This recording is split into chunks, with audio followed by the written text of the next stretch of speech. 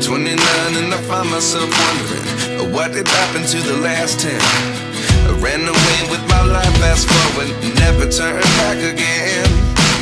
It's kind of funny that the more we pass time, the more we need to set the rewind. And 19 was the year I had to leave you, but now I'm seeing all the signs.